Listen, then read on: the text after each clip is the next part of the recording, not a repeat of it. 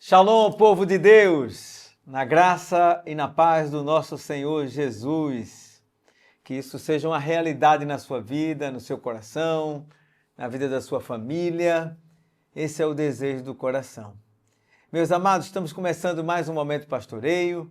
Esse momento assim que começa nesse período natalino de festas. Espero que você tenha passado um bom Natal, juntamente com toda a sua família.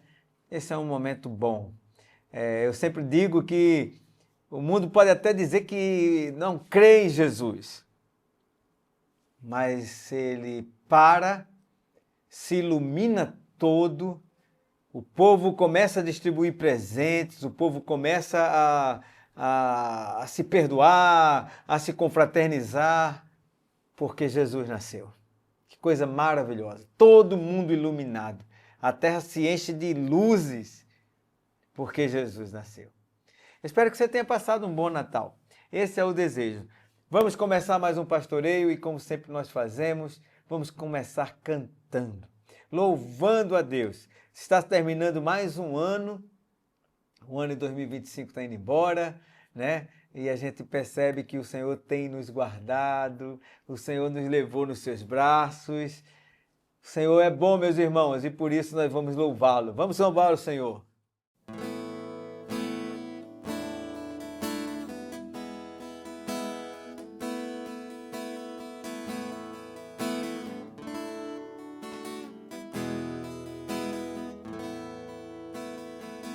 Te amo, Deus, tua graça nunca falha. Todos os dias eu estou em tuas mãos. Desde quando me levanto até eu me deitar, eu cantarei da bondade de Deus.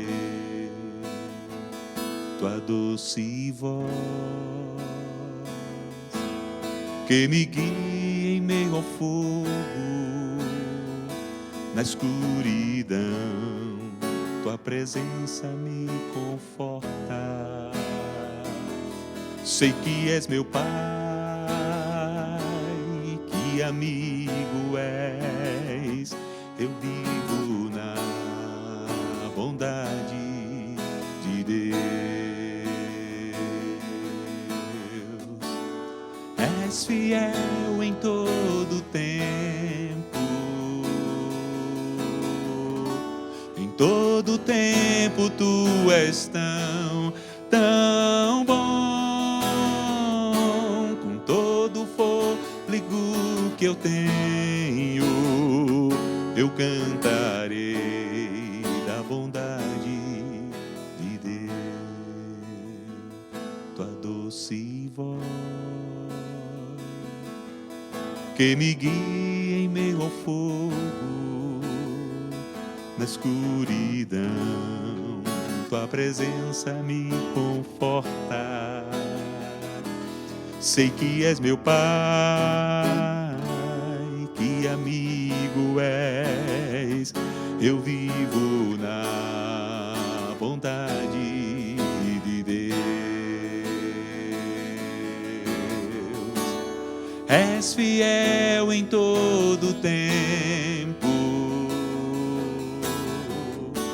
em todo tempo tu és tão bom. Com todo o fôlego que tenho, eu cantarei da bondade de Deus. És fiel, Senhor. És fiel em todo tempo, em todo tempo tu és tão bom.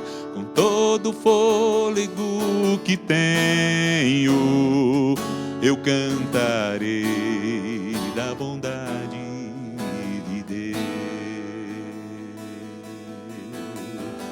Tua bondade me seguirá me seguirá, Senhor.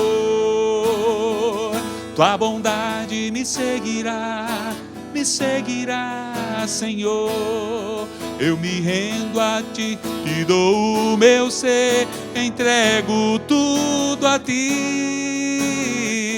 Tua bondade me seguirá, Senhor. Tua bondade me seguirá, Senhor. Tua bondade me seguirá, Senhor.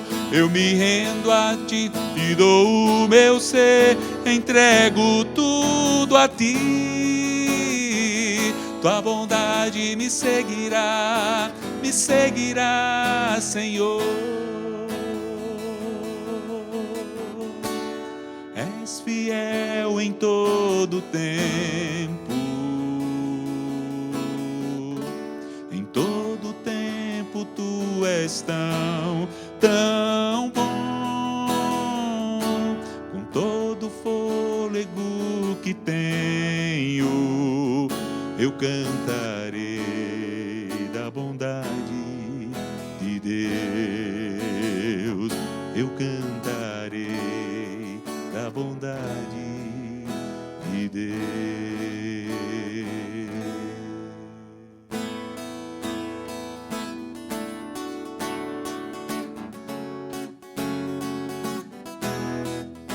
Mergulhar em teu ser, encontrar-me contigo. Meu maior prazer, ser teu amigo. Ouvir tua voz, as batidas do teu coração. Fala, Senhor, ensina-me a tua canção. Mergulhar em teu ser, encontrar-me contigo. Meu maior prazer, ser teu amigo. Ouvir tua voz, as batidas do teu coração. Fala, Senhor, me ensina a tua canção. Conhecerei e prosseguirei em conhecer-te, Senhor. Me lançarei com tudo que sou nas profundezas do teu imenso amor. Te amarei com meu coração, com todas as minhas forças, e cantarei louvores a ti, meu Deus, meu Redentor. Mergulhar em teu ser, encontrar-me contigo. Meu maior prazer, ser teu amigo. Ouvir tua voz, as batidas do teu coração. Fala, Senhor, ensina-me a tua canção. Conhecerei e prosseguirei em conhecer-te, Senhor. Me lançarei com tudo que sou nas profundezas do teu imenso amor.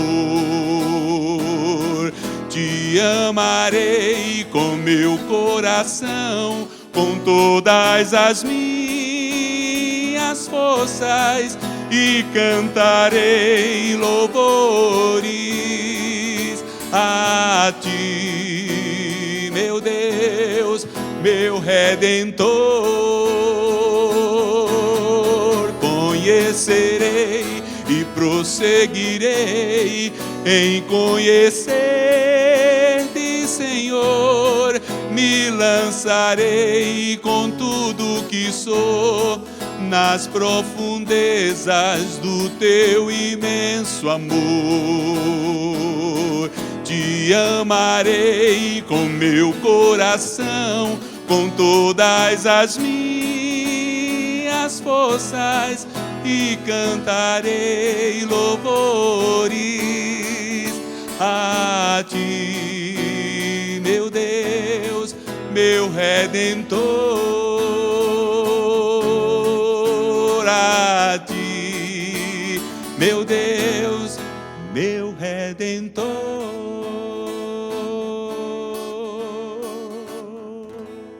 Que coisa maravilhosa! Louvamos a Deus, cantamos hinos, é muito bom estar diante do Senhor. A palavra de Deus diz que Ele habita no meio dos louvores. Então, se você cantou aí na sua casa, eu espero que aquilo que estava pesado, que estava gerando também tristeza na sua casa, que o louvor possa ter libertado você. E agora a gente vai orar, que é outro meio de graça que o Senhor nos concede.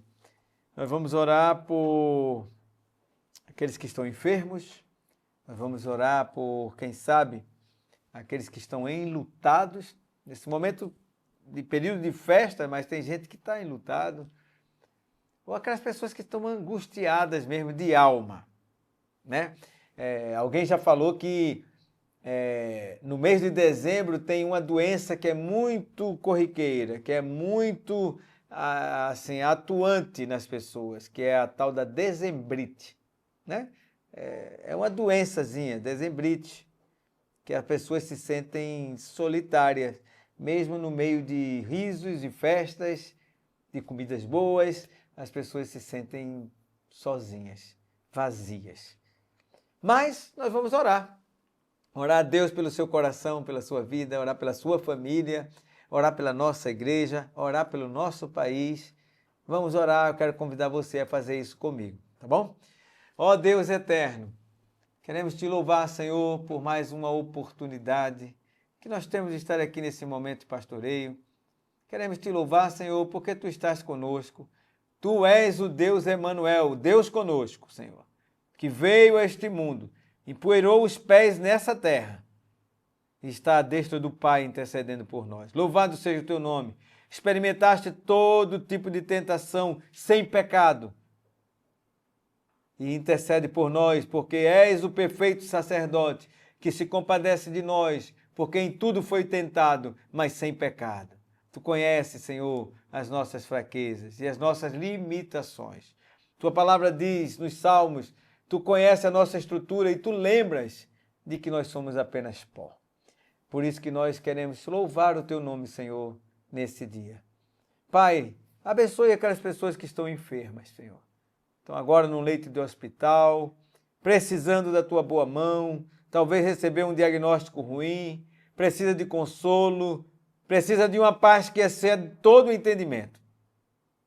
Estenda as tuas mãos e, conforme a tua palavra, afofes a cama dessa pessoa que está enferma, Senhor.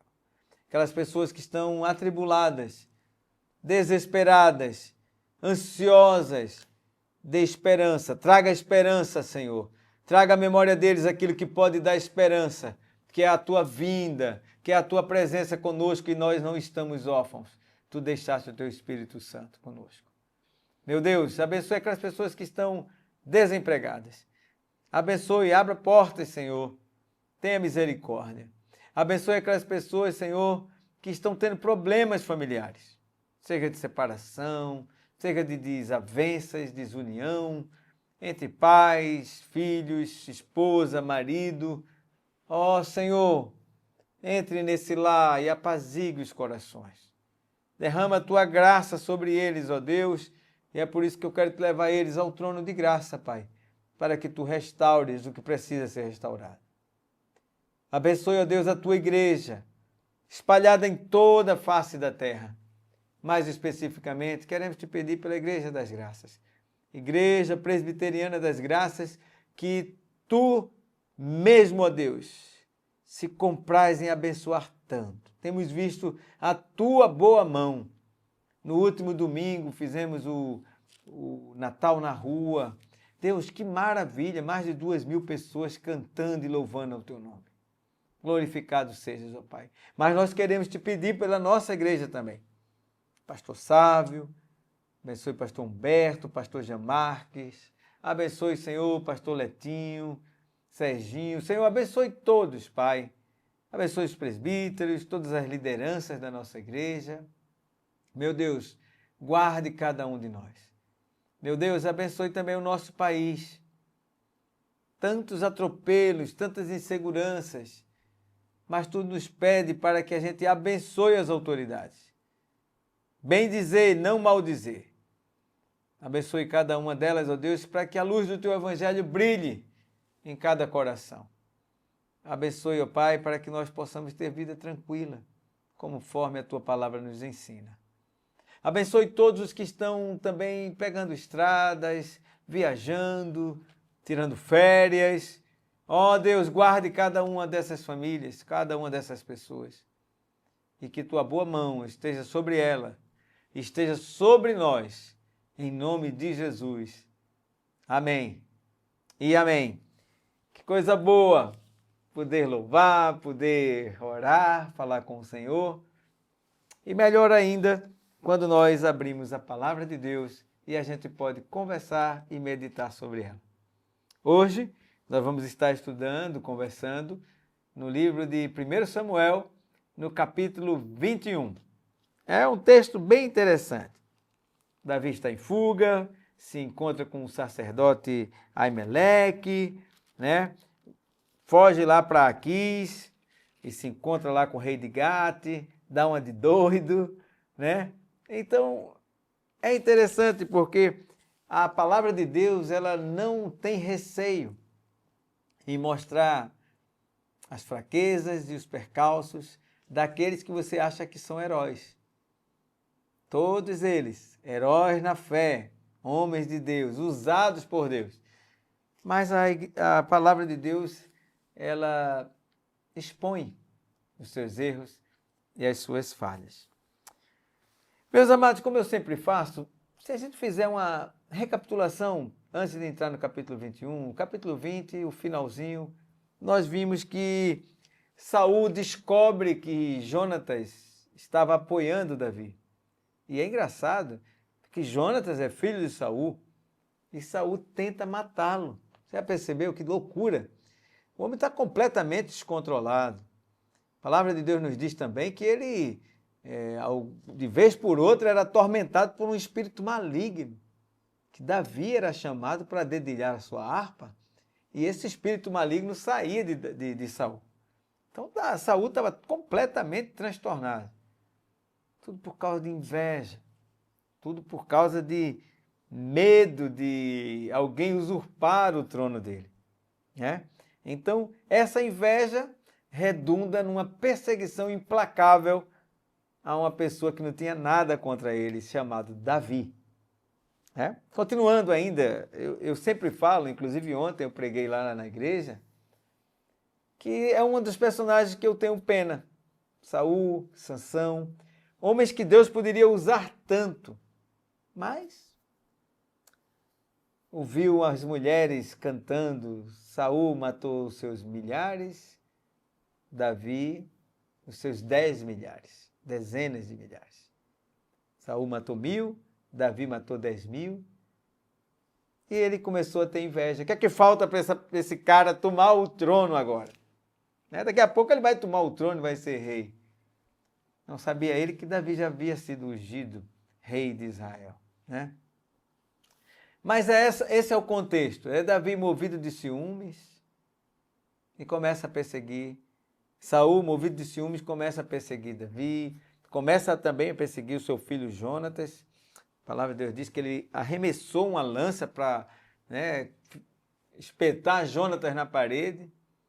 E Jonatas tem um encontro com Davi ali, se despedem os dois. Jonatas volta para o palácio e Davi foge para o meio do deserto.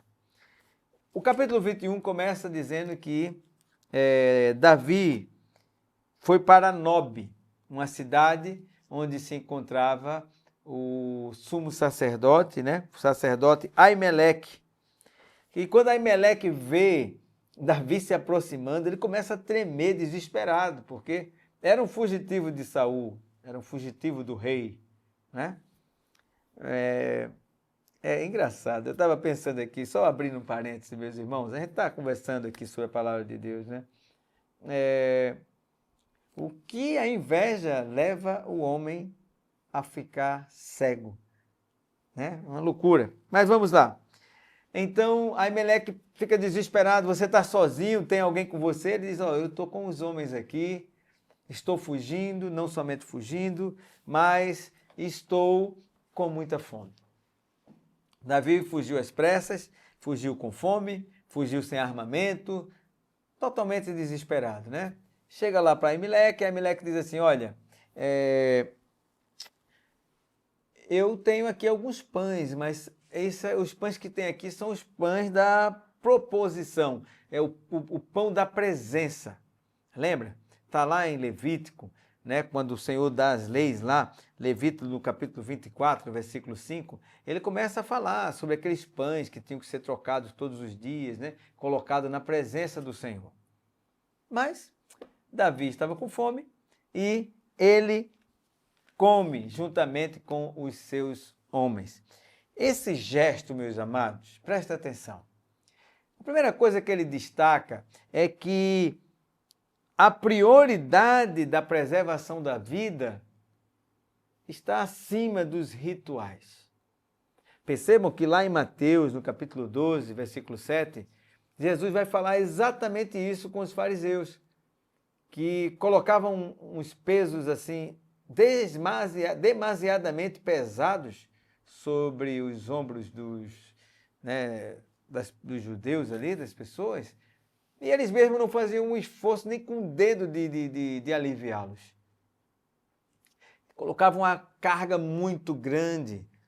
Eles não via e não preservava a figura humana, a pessoa. Eles perderam a humanidade por causa dos seus ritos e da sua religiosidade. É interessante isso. Por isso que o Senhor Jesus Cristo ele diz assim, olha, vocês têm que entender o que é que quando a gente fala misericórdia quero e não holocaustos. Lembra quando o Senhor Jesus conta a parábola do bom samaritano? E havia um moribundo no caminho. Fora assaltado, né? Os salteadores deixaram ele quase morto. É isso que a parábola nos conta. Passou um sacerdote. E esse sacerdote ignorou aquela criatura humana, né?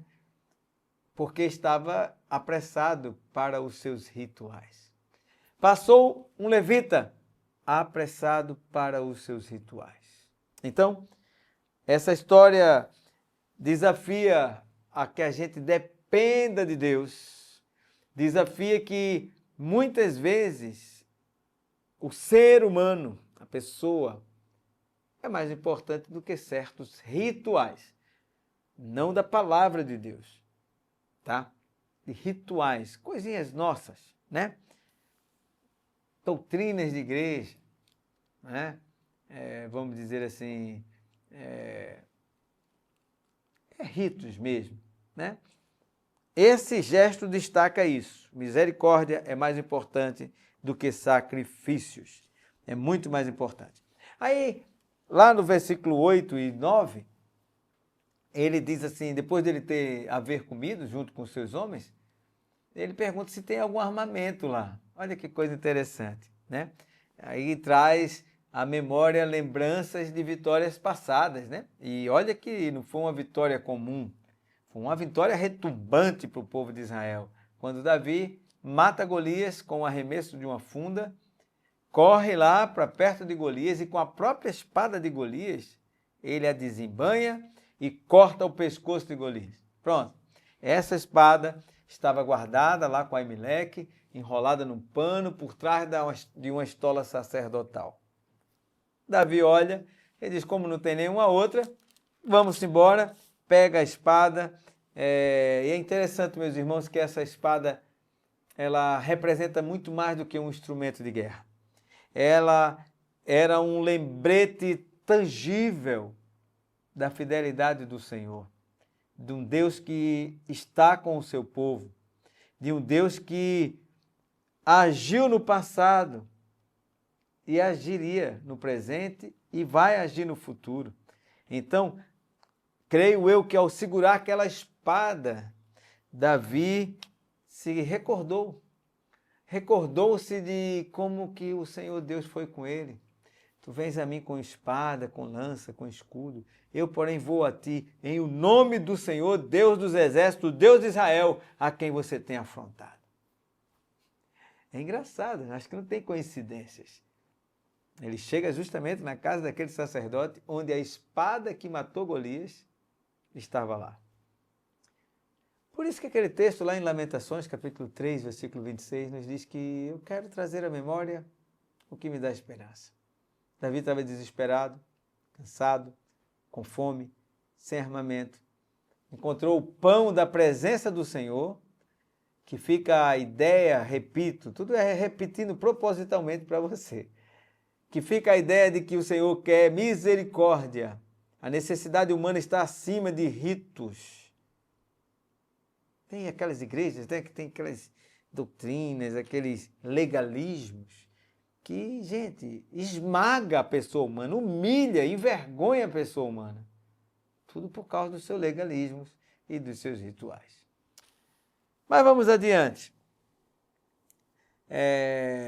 No versículo 10 até o 15, é engraçado. Nós estamos vendo aqui um homem segundo o coração de Deus, um homem que foge de Saul, mas porque não quer ver uma guerra civil instaurada, mas recebe a espada que traz à memória o que pode dar esperança. Olha, essa espada, olha a lembrança que essa espada, esse instrumento de guerra trouxe para Davi. Entretanto, quando nós fazemos a transição lá no versículo 10, levantou-se Davi naquele dia, né, e fugiu diante de Saul e foi para Aquis, rei de Gate. Quando ele chega lá, né, esse pessoal desconfia de Davi. Né? Você lembra o que é que o pessoal está cantando aí, que ele matou muita gente. E está aqui no meio. Poxa, isso é um israelita. E a palavra de Deus diz que Davi teve medo. Não é engraçado? A gente vê assim o rei Davi, que derrotou Golias. Ele mesmo falou para Saul, olha, o teu servo protegeu as suas ovelhas, brigando com o leão, pegando o leão pela juba, batendo de frente com o urso. Rapaz, loucura, né? Aí você vê esse cara com medo. Você vê Abraão com medo. Vão me matar para ficar com Sara. Diga que você é minha irmã. A gente vê Isaac com medo. É impressionante, não é? A gente vê assim as coisas meio que se repetindo. A gente vê aqui Davi fingindo que está louco. Palavra de Deus, eu gostaria de ler, né? Quando o pessoal começa a discutir, olha, esse camarada é aquele que, né, a reportagem toda aí dá que ele matou todo mundo, matou filisteu para tudo que é lado, e agora está no nosso meio. Quando Davi escutou isso, está no versículo 12, Davi guardou essas palavras considerando consigo mesmo. Teve muito medo de Aquis, rei de Gate, pelo que se contrafez diante deles, ou seja, começou a se contorcer, se entronchar, vamos dizer assim, em cujas mãos se fingia de doido, engasgava-se no postigo, né? Ele pegava-se nas colunas, entendeu? Dando uma de maluco, tá certo? E deixava correr as salivas pela barba, sabe? Babando, agarrado com as colunas. Que palhaçada, Davi. São os homens. Eles têm medo. Eles têm medo.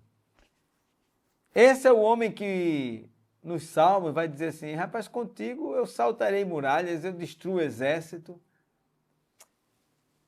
Para mostrar para você e para mim que nós somos falhos. Ah, mas era o homem segundo o coração. Somos falhos. Já dei o exemplo aqui de Abraão, de Isaac. Dei o exemplo, vou dar o exemplo aqui também de Elias. Clamou a Deus.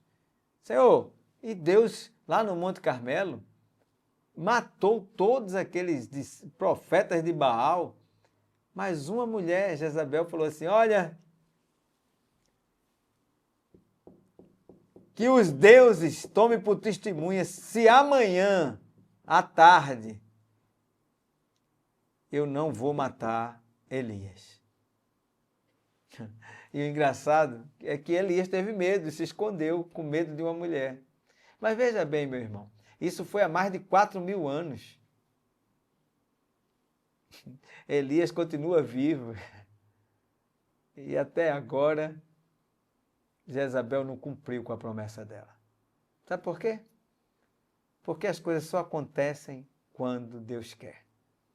Ela falou pelos deuses dela que iria matar Elias no dia seguinte. Já tem mais de 4.000 anos que isso não acontece, ela não cumpre a promessa dela e Elias está vivo, não morreu. Você só morre quando o Senhor quiser. A palavra de Deus diz que todos os seus dias estão escritos e determinados. Quando nenhum deles havia ainda, o Senhor escreveu e determinou tudo na sua vida. Né? E assim foi com Davi. O texto do capítulo 21 é bem curto. Né? Então, o medo levou Davi a ter essas decisões impulsivas, né? Passar por esse ridículo. E é assim que acontece quando você não crê em Deus. Lá com Abraão, o próprio faraó falou assim, rapaz, que é isso que você fez, cabra sem vergonha? Eu poderia ter feito, né, algum problema aqui, né, e eu traria maldição sobre mim. Foi essas palavras também que, né, Abimeleque usou com Isaac lá, que ele dizia que era a irmã dele, quando ele viu Isaac alisando a esposa. O que é isso que você está fazendo, rapaz? Que vergonha! Você é um homem de Deus.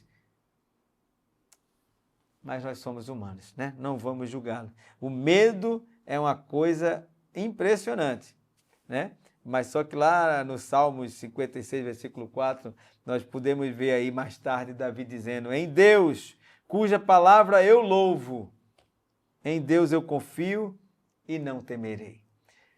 É aquela estrada do justo, sabe?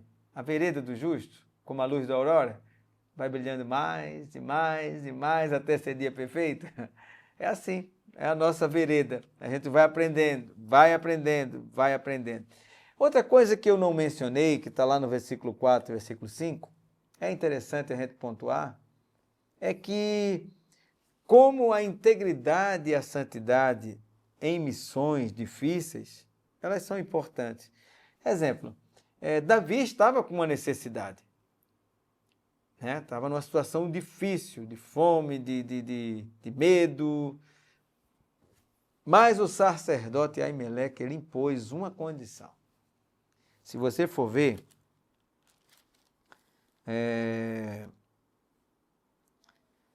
o versículo 5 respondeu a Davi...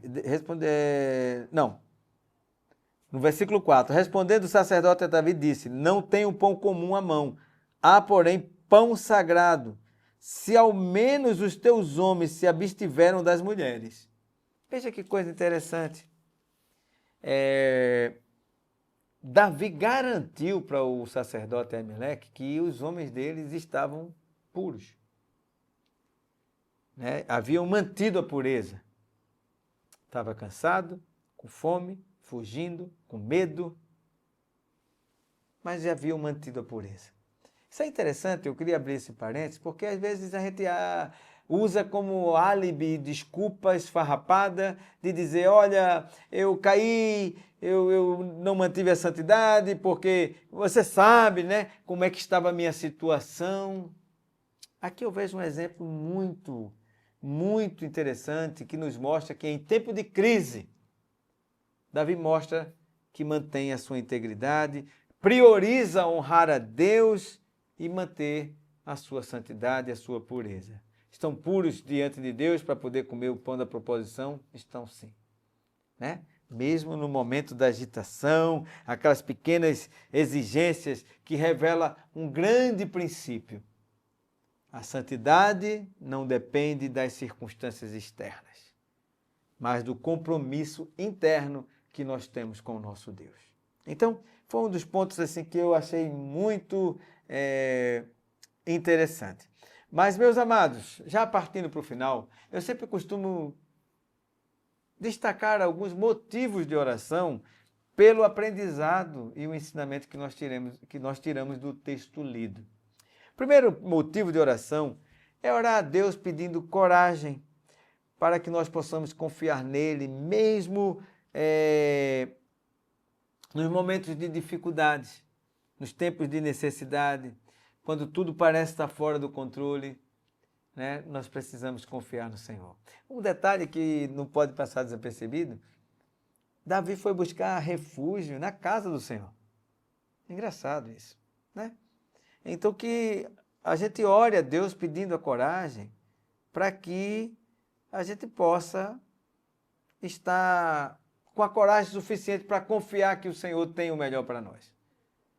Sempre vai ter um Aimeleque, sempre vai ter uma espada, né, que vai nos lembrar das vitórias que o Senhor tem nos dado e que nunca nos abandonou. O segundo motivo de oração é agradecer a Deus por essas vitórias passadas. Pedir sabedoria para que a gente lembre nesses momentos difíceis que o Senhor, Ele sempre foi fiel conosco, né? E Deus sabe como eu tenho colocado em prática isso, tenho tentado colocar em prática isso na minha vida. Desde as mínimas coisas eu começo a me lembrar que para mim foram vitórias retumbantes. Eu não desprezo essas coisas, sabe? Até um dia, eu era um adolescente, pedi a Deus para ser convocado. Eu lembro, isso foi resposta de oração. Então, é bom a gente agradecer a Deus pelas vitórias e pedir sabedoria para que nos momentos de dificuldades a gente possa, naqueles momentos de incerteza, ir renovando a nossa confiança no Senhor. E, terceiro, clamar por proteção divina nas nossas fraquezas, pedir por discernimento, né? Agir por fé, mesmo em situações difíceis que pareçam assim um caos e sem saída, que o Senhor possa nos guardar. Essa é a palavra de Deus para a sua vida. Que o Senhor lhe abençoe, que o Senhor lhe guarde, abençoe sua família, abençoe sua casa, em nome de Jesus. Vamos orar? Senhor Deus, muito obrigado por tudo, Senhor. Obrigado pela tua presença conosco. Obrigado pela tua presença com essa pessoa que está me ouvindo agora, Senhor, que está me assistindo agora, ó Deus.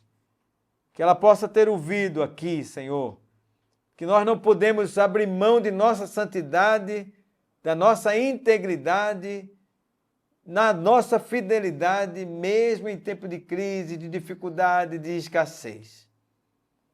Que nós possamos, ó Deus, trazer à memória o que dá esperança, assim como Davi, ao pegar aquele instrumento de guerra, aquela espada, ele lembrou da vitória que tu deste a ele diante de um gigante, que todo o povo estava escondido com medo.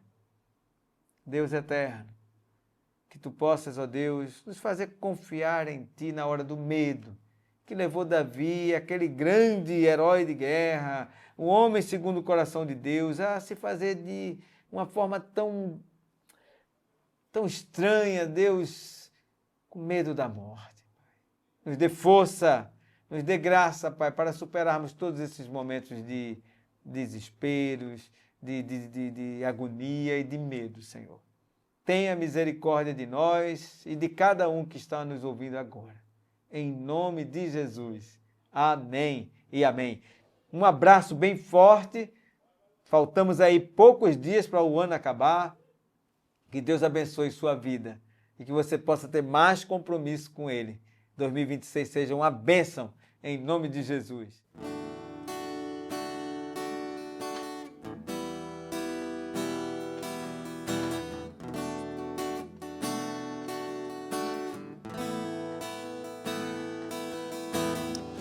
Existe um rio, Senhor,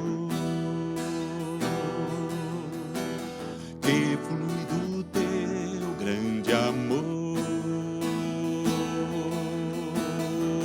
águas que correm do trono, águas que curam, que limpam.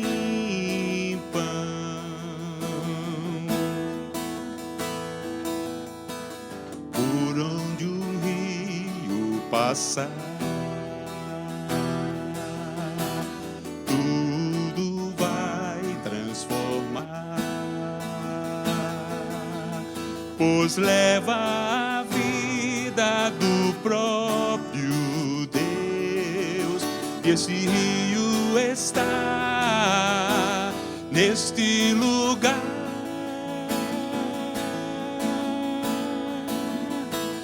Quero beber dos teus rios, Senhor. Sacia minha sede, lava o meu interior. Eu quero fluir em tuas águas.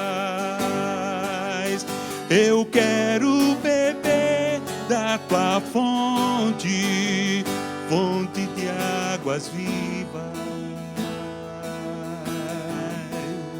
Tu és o rio, Senhor.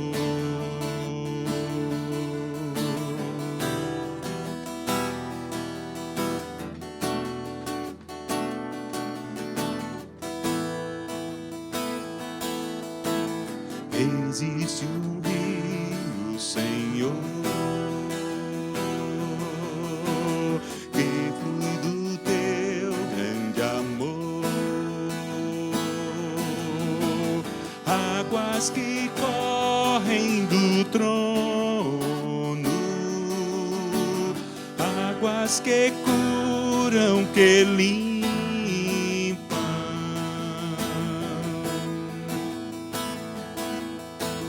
Por onde o rio passar,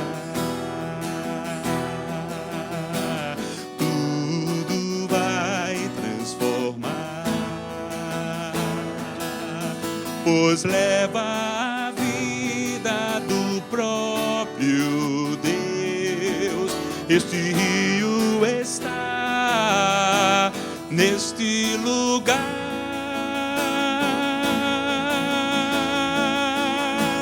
Quero beber dos teus rios, Senhor. Sacia minha sede, lava o meu interior. Eu quero fluir em tuas águas. Eu quero beber da tua fonte, fonte de águas vivas. Tu és a fonte, Senhor. Tu és o rio, Senhor. Tu és a fonte, Senhor.